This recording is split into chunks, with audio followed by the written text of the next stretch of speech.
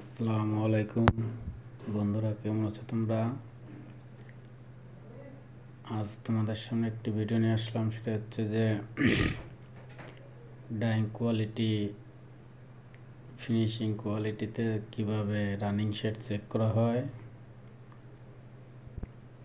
প্রথমে রোলটি টেবিলে উঠিয়ে সুন্দর করে টেনে দেখতে হবে কাপড়ে বা ফেব্রিক্সে কোনো সমস্যা আছে কিনা। ফেব্রিক্সে কোনো সমস্যা না থাকলে সুন্দর করে মিটার টু মিটার সাজাইতে হবে। মিটার টু মিটার সাজানোর পরে দেখতে হবে যে মিটার টু মিটার সেট আছে কিনা বা মিটার টু মিটার ভেরিয়েশন আছে কিনা।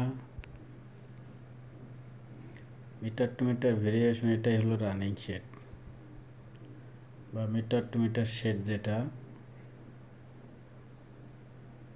এটাই রানিং শেড দেওয়া হয় বা মিটার টু মিটার শেড দেখা হয়। দেখুন আপনারা কিভাবে মিটার টু মিটার শেড দেখা হয় অথবা রানিং শেড দেখা হয়।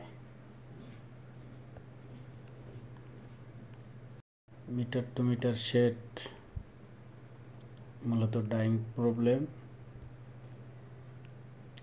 প্রবলেমের কারণে মিটার টু মিটার শেড হয়। দেখুন কি সুন্দর করে মিটার টু মিটার সাজানো হচ্ছে।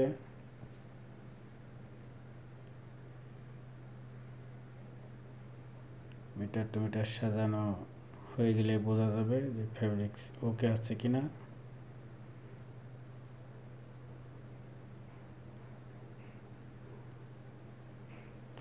মিটার টু মিটার সাজানো শেষ।